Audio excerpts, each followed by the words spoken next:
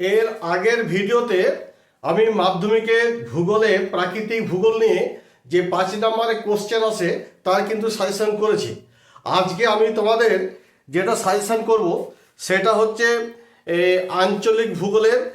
এখানেও কিন্তু 4টে কোশ্চেন আছে, তার মধ্যে 2টি কোশ্চেন লিখতে হয়, 5 নম্বর করে থাকে, 5 দুগুণে 10 নম্বর। তো এই আঞ্চলিক ভূগোল থেকে সাজেশন দেওয়ার আগে তোমাদের কিন্তু এখানে জেনে নিতে হবে যে আঞ্চলিক ভূগোল থেকে এই ভারতের যে কয়টি ভাগ আছে। একটা হচ্ছে ভারতের প্রাকৃতিক বিভাগ অর্থাৎ ভূগোল, এই একটা ভাগ আছে, আর একটা হচ্ছে ভারতের অর্থনৈতিক বিভাগ বা ভারতের অর্থনৈতিক ভূগোল। তো প্রাকৃতিক বিভাগ থেকে যে চ্যাপ্টারগুলো রয়েছে সেটা হচ্ছে ভারতের ভূপ্রকৃতি, ভারতের জলসম্পদ, ভারতের জলবায়ু, ভারতের মৃত্তিকা এবং ভারতের স্বাভাবিক উদ্ভিদ। আর ভারতের অর্থনৈতিক বিভাগ থেকে যে চ্যাপ্টারগুলো রয়েছে সেগুলো হচ্ছে ভারতের কৃষি, ভারতের শিল্প, ভারতের জনসংখ্যা, ভারতের পরিবহন ও যোগাযোগ ব্যবস্থা। এবার দেখো, আমি তোমাদের বলে দেবো 2025 সালে যে সমস্ত কোশ্চেনগুলো এসেছিল সেগুলো কিন্তু হয়তো টোটালি তোমার কিন্তু বাদ দিয়ে দাও, ওইগুলো কোনো করার দরকার নেই। যেমন ধরো আগের বারে যেটা এসেছিল, মানে 2025 যেটা এসেছিল ভারতের নগর উন্নয়নের ভারতের নগরায়নের প্রধান 5টি সমস্যা আলোচনা করো। এই কোশ্চেনটি কিন্তু একেবারেই কিন্তু করবে না। তারপর ধরো আরেকটা কোশ্চেন ছিল ভারতের তথ্য প্রযুক্তি শিল্পের উন্নয়নের কারণগুলো আলোচনা করো। এটা শিল্প থেকে এসেছিল, এই কোশ্চেনটাও করবে না। আরেকটা ছিল ভারতের গম চাষের অনুকূল প্রাকৃতিক পরিবেশের বর্ণনা দাও, যেটা ভারতের ওই যে কৃষি থেকে এসেছিল, এই কোশ্চেনটাও করবে না। আরেকটা এসেছিল যে ভারতের কৃষ্ণ মৃত্তিকা প্রধান আঞ্চলিক বন্টন সৃষ্টি ও বৈশিষ্ট্যগুলি আলোচনা করো, অর্থাৎ ভারতের মৃত্তিকা থেকে এসেছিল। তাহলে দেখা যাচ্ছে যে ভারতের জনসংখ্যা, ভারতের শিল্প, ভারতের কৃষি এবং ভারতের মৃত্তিকা, এই চ্যাপ্টার থেকে মোট 4টে কোশ্চেন দিয়েছিল। হ্যাঁ, তো আজ আমি তোমাদের বলে দেবো চ্যাপ্টার ওয়াইজে কোন কোন কোশ্চেনগুলো করবে। তার আগে বলে রাখি যে যদি আমার ভিডিওটি ভালো লেগে থাকে তাহলে অবশ্যই কিন্তু একটা সাবস্ক্রাইব এবং লাইক করে দিও, আর পাশে থাকা বেল আইকনটিকে প্রেস করতে একেবারে ভুলো না। আগে তোমাদের চ্যাপ্টার ওয়াইজে তোমাদের সাজেশনগুলো করে দিই, তারপর তোমাদের লাস্টে তোমরা কিন্তু একটু ধৈর্য ধরে দেখবে। আমি মেনগুলো বলে দেবো, যারা খুব দুর্বল ছাত্র আছো বা খুব একটা ভালো লিখতে পারো না কেউ, বা খুব অল্পর মধ্যে পরীক্ষা দিয়ে এসে নাম্বার পেতে চাও, তাদের জন্য কিন্তু একটা এখান থেকেই আবার সাজেশন করে দেবো। আর যারা ভালো স্টুডেন্ট সমস্ত কিছু মুখস্থ করতে পারো তারা কিন্তু সমস্তগুলো এই যা যা দেবো সবই কিন্তু তোমাদের করে নিতে হবে। তো চলো যে আজকে চ্যাপ্টার ওয়াইজে যে কোশ্চেনগুলো তোমাদের সাজেশনগুলো দিয়েছি সেগুলো একটু আলোচনা করা যাক। দেখো এইখানে তোমাদের ভারতের ভূপ্রকৃতি যে চ্যাপ্টারটা আছে, এই ভারতের ভূপ্রকৃতি চ্যাপ্টার থেকে আমি তোমাদের 3টি কোশ্চেন দিয়েছি, এই 3টি কোশ্চেনই তোমার কিন্তু করবে। 1 নম্বর হচ্ছে যে পশ্চিম হিমালয়ের ভূপ্রকৃতির বিবরণ দাও। এটা কিন্তু 2011, 2015 এবং 2018 সালে এসেছিল।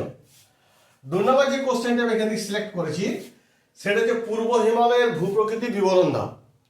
আর 3 নম্বর যে কোশ্চেন এখানে বলবো ভারতের পূর্ব পশ্চিম উপকূলীয় সমভূমির প্রাকৃতিক বৈশিষ্ট্য পার্থক্য লেখো। এটা কিন্তু 2017 এবং 2022 সালে এসেছিল। তাহলে ভারতের ভূপ্রকৃতি থেকে এই 3টি কোশ্চেন করো। হ্যাঁ, বেশি দিচ্ছি না, 3টি দিলাম। এরপর দেখো ভারতের জলবায়ু সম্পদ যেটা আছে, সে ভারতের জলবায়ু সম্পদ থেকে যে চ্যাপ্টারটি থেকে 2টি কোশ্চেন মোটে আমি সিলেক্ট করেছি। এক হচ্ছে উত্তর ও দক্ষিণ ভারতের নদ নদীর প্রাকৃতিক বৈশিষ্ট্য তুলনা করো। এই কোশ্চেনটি কিন্তু ভেরি ইম্পর্টেন্ট, এটি কিন্তু করবে, এটা কিন্তু ছাড়লে চলবে না। দেখো 2001, 2005, 2008, 2012, 2016, 2019, 2023 এসেছিল। 24 আসেনি, 25 আসেনি, 26-এ কিন্তু তোমাদের আসার চান্স বেশি। অতএব এই কোশ্চেনটি কিন্তু ভালো করে করবে। এটা একটু স্টার্ট দিয়ে দিলাম, কিন্তু প্রত্যেকটা স্টুডেন্টকে বলবো, বিশেষ করে যে সমস্ত ছেলেরা খুব দুর্বল আছো তারা কিন্তু এই কোশ্চেনটি কিন্তু অবশ্যই করবে। স্টার মার্ক দিয়ে দিলাম। ভালো ছেলেরা তো সবই করবে, আর যারা একটু দুর্বল প্রকৃতি আছো বা খুব একটা ভালো মুখস্থ করতে পারো না তারা কিন্তু এই কোশ্চেনটা অবশ্যই করবে। আচ্ছা, ভারতের জলসম্পদ থেকে যে নেক্সট যে কোশ্চেনটা সিলেক্ট করেছি, ভারতের জলসেচের বিভিন্ন পদ্ধতিগুলি আলোচনা করো। এটা 2001 এবং 2012-তে এসেছিল, এটাও ইম্পর্টেন্ট। এরপর ভারতের জলবায়ু থেকে যেটা আমি সিলেক্ট করেছি যে তিনখানা কোশ্চেন, সেটা হচ্ছে ভারতের জলবায়ুতে মৌসুমী বায়ুর প্রভাব আলোচনা করো। এটা কিন্তু কোশ্চেনটা ভেরি ভেরি ইম্পর্টেন্ট। হ্যাঁ, 2004 এবং 2013-তে এসেছিল। তো এই কোশ্চেনটা আমি একটা স্টার মার্ক করলাম, এটাও কিন্তু তোমরা করে নেবে। তারপর দেখো ভারতের জলবায়ু থেকে কি করেছি দেখো, 2 নম্বর কোশ্চেন, ভারতের জলবায়ু নিয়ন্ত্রণের প্রধান কারণগুলি আলোচনা করো, যেটা 2020-তে এসেছিল। আর আরেকটা 3 নম্বর যে কোশ্চেনটা সাজেস্ট করেছি, সেটা ভারতীয় জলবায়ুর বৈশিষ্ট্যগুলি আলোচনা করো। এটা 2022-এ এসেছিল। এখান থেকে 3খানা করবে। আর ভারতের এই যে স্বাভাবিক উদ্ভিদ থেকে কি 3খানা কোশ্চেন আমি সিলেক্ট করেছি। যেমন ধরো ভারতের স্বাভাবিক উদ্ভিদের উপর জলবায়ু প্রভাব আলোচনা করো, যেটা 2010 এবং 2024 সালে এসেছে। ভেরি ভেরি ইম্পর্টেন্ট কোশ্চেন, এটা একটা করে নেবে। 2 নম্বর যেটা সিলেক্ট করেছি সেটা হচ্ছে ভারতের 2 প্রকার স্বাভাবিক উদ্ভিদ অঞ্চলের বন্টন ও বৈশিষ্ট্য আলোচনা করো, যেটা 2010-এ এসেছিল। আর আরেকটা করে নেবে, অরণ্য সংরক্ষণের পদ্ধতিগুলি আলোচনা করো। এই কোশ্চেনটাও ইম্পর্টেন্ট। তবে এখান থেকে যেগুলো দিলাম, যে ভারতের ভূপ্রকৃতি থেকে 3টে দিলাম, ভারতের জলসম্পদ থেকে 2টি দিলাম, ভারতের জলবায়ু থেকে 3টি দিলাম, এবং স্বাভাবিক উদ্ভিদ থেকে 3টি দিলাম। এখানে দেখো লেখা আছে মৃত্তিকা। মৃত্তিকা থেকে কোনো কোশ্চেন করবে না, তার কারণ হচ্ছে মৃত্তিকা থেকে কোশ্চেন এসেছিল। সেটা এসেছিল কি, ভারতের কৃষ্ণ মৃত্তিকার প্রধান আঞ্চলিক বন্টন, সৃষ্টি এবং বৈশিষ্ট্যগুলি আলোচনা করো। অর্থাৎ ভারতের মৃত্তিকা থেকে এসে গেছে, অতএব ভারতের মৃত্তিকা থেকে আমি কোনো কিন্তু কোশ্চেন দিলাম না, অতএব মৃত্তিকাটা তোমরা বাদ দিতে পারো। এরপর দেখো আমি তোমাদের ভারতের অর্থনৈতিক বিভাগ চ্যাপ্টারগুলো আমি আলোচনা করব। তো তোমাদের যে 5 নম্বর কোশ্চেন 2টি লিখতে হয়, 4টে আসে। তো আমি ব্যক্তিগতভাবে মনে করছি যদি তোমরা এই ভারতের কৃষি, ভারতের শিল্প, ভারতের জনসংখ্যা এবং পরিবহন ব্যবস্থা, এইখান থেকে টোটাল আমি তোমাদের 6টা কোশ্চেন দিয়েছি। এই 6টা কোশ্চেন যদি কেউ করে, এখান থেকেই তোমার কিন্তু 2টি কমন পেয়ে যাবে। বুঝতে পারলে? আগে যে তো এই তোমাদের এই চ্যাপ্টার ভারতের কৃষি, ভারতের শিল্প, ভারতের জনসংখ্যা, ভারতের এবং পরিবহন ও যোগাযোগ ব্যবস্থা, এখান থেকে তোমার করে নাও। তার মধ্যে আমি ইম্পর্টেন্ট বলে দিচ্ছি, যেগুলো করলে একদম শিওর পেয়ে যাবে। যেমন ধরো ভারতের কৃষি থেকে এই কোশ্চেনটা কিন্তু ছাড়বে না, প্রত্যেকটা স্টুডেন্টকে বলছি 100%, 100% না 200% গ্যারান্টেড দেওয়া যায় যে কোশ্চেনটা দিয়েছি। যেমন ধরো ধান, চা, কফি, কার্পাস, ইক্ষু চাষের অনুকূল পরিবেশগুলি আলোচনা করো। অর্থাৎ ভারতের কৃষি থেকে 2025-এ গম এসেছিল, এবং ভারতের কৃষি থেকে এভরি ইয়ার কৃষি থেকে আসেই কোশ্চেন আসবেই এবং আসে। তো গমটা এসেছিল, গমটা করবে না। কি করবে? ধান, চা, কফি, কার্পাস, ইক্ষু চাষের অনুকূল পরিবেশগুলো আলোচনা করো। ঠিক আছে, এই কটা করে নিও। এখান থেকে তোমার একটা কোশ্চেন কমন পাচ্ছ।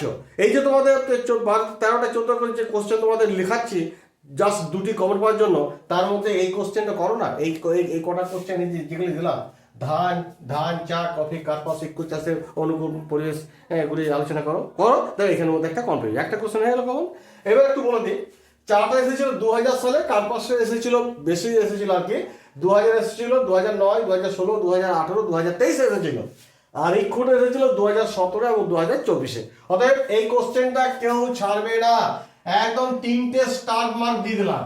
এখান থেকে একটা কিন্তু কমন পেয়ে যাবে। প্রত্যেকটা স্টুডেন্টকে বলছি এই কোশ্চেনটা কিন্তু বারবার ভালো করে নেবে, এখান থেকে একটা কমন পেয়ে যাবে।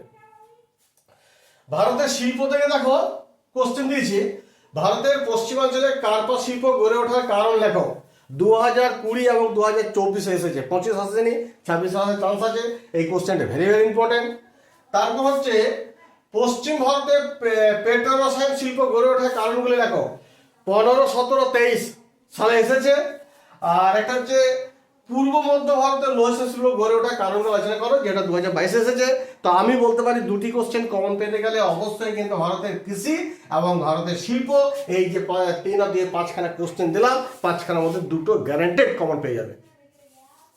নেক্সট ভারতের জনসংখ্যা থেকে যেটা দিয়েছি, ভারতের জনসংখ্যা বন্টনে জনঘনত্বের তারতম্যের কারণগুলো আলোচনা করো। এই কোশ্চেনটা খুব ভেরি ভেরি ইম্পর্টেন্ট, 2017, 2023 সালে এসেছে। এবং পরিবহন এবং যোগাযোগ ব্যবস্থা থেকে একটাই দিচ্ছি, এবং এটা কিন্তু খুব ভেরি ভেরি ইম্পর্টেন্ট, এটাও কিন্তু আসার চান্স খুব প্রবল। যেমন ধরো ভারতের পরিবহন ব্যবস্থার গুরুত্ব আলোচনা করো। এটা কিন্তু অনেকবার এসেছে, 2019-এ এসেছে, 2024-এ এসেছে। তাহলে তোমরা যদি ভারতের অর্থনৈতিক বিভাগ থেকে যদি এই ভারতের কৃষি, ভারতের শিল্প, এই এই এই এই দুটো চ্যাপ্টারই যদি ভালো করে যাও, আর যদি করতে পারো ভারতের জনসংখ্যা, তাহলে কিন্তু তোমাদের আর কোনো করার দরকার নেই। এখান থেকে তোমার কিন্তু দুটো কোশ্চেন কমন পেয়ে যাবে। যাই হোক, এই বলে ভিডিওটি কিন্তু শেষ করব। তার আগে বলে রাখি, যদি আমার ভিডিওটি একটু হলেও যদি ভালো লেগে থাকে অবশ্যই কিন্তু লাইক করে দিও, আর চ্যানেলটিকে সাবস্ক্রাইব করে পাশের থাকা বেল আইকনটিকে প্রেস করে রাখবে। কারণ তোমাদের এই যে লেটেস্ট তোমাদের যে সাজেশন দিতে চলেছি, সামনেই তোমাদের টেস্ট পরীক্ষা এবং তোমাদের 2026 সালে যে ফাইনাল পরীক্ষা রয়েছে, এই সমস্ত কোশ্চেনগুলি কিন্তু ভেরি ভেরি ভেরি ইম্পর্টেন্ট। অতএব তোমরা কিন্তু দেখতে থাকো। এরকমভাবে আমি কিন্তু আরও অন্যান্য সাবজেক্টে কিন্তু লেটেস্ট সাজেশনগুলো তুলে ধরবো, তোমরা দেখতে থাকো। অতএব পাশে থাকা বেল আইকনটিকে প্রেস করতে কিন্তু একেবারে ভুলবে না। ধন্যবাদ।